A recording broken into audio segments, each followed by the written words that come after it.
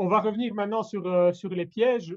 Donc le premier piège, et ça c'est vraiment le pire, c'est le FOMO. Le FOMO, donc c'est vraiment de se laisser, vraiment de se laisser guider par, comme c'est écrit ici, hein, de se laisser guider par l'euphorie de marché et la peur de rater l'opportunité. C'est-à-dire que là, vous avez une crypto qui d'un coup commence à décoller et vous en perdez les moyens et au début, vous allez stresser. Est-ce que je la prends? Est-ce que je la prends pas? Vous attendez et puis ça continue de monter et puis finalement, vous décidez.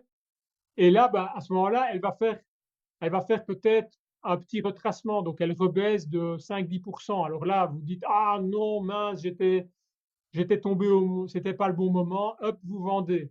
Mais juste à ce moment-là, qu'est-ce qui se passe? Elle repart. Elle reprend 10%, 20%, 30%. Et là, vous dites de nouveau, ah mince, ça y est, zut, pourquoi j'ai vendu? Elle part maintenant, allez, je la rachète. Et puis, rebelote, elle monte un petit peu, et puis boum, elle redescend, et à nouveau, vous allez la vendre, et ainsi de suite. Donc, en faisant ça, vous faites que perdre, et vous ne gagnez rien, en fait. Et tout ça, parce qu'il y a le côté émotionnel.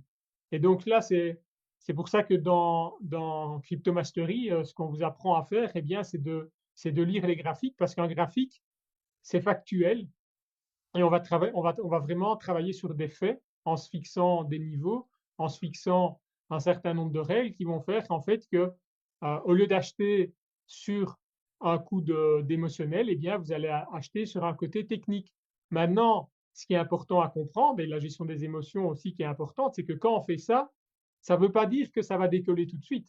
C'est un petit peu comme le train, vous arrivez à la gare, il faut attendre que le train arrive et parfois il a un peu de retard. Donc, et là, il faut être patient.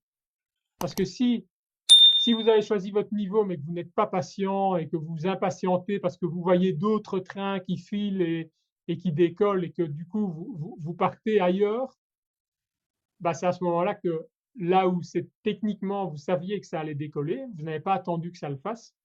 Et du coup, l'opportunité, de nouveau, elle est manquée. Donc ça, c'est vraiment le premier piège. Donc au lieu d'être sur le côté émotionnel, en investissement, il faut toujours être sur le côté factuel. Est-ce que c'est sérieux? Quel est l'historique? Quels sont les indicateurs techniques? Comment ils sont positionnés? Quel est le volume? Où est-ce que je peux l'acheter? Etc. etc. Il y a plein de choses à vérifier qui ne sont pas émotionnelles. Si vous avez aimé cette analyse, pensez à la liker, de vous abonner et de cliquer sur la cloche pour ne manquer aucune de nos vidéos. Partagez vos réflexions dans les commentaires ci-dessous. Pensez-vous que les investisseurs institutionnels seront le catalyseur du prochain grand boom des crypto-monnaies?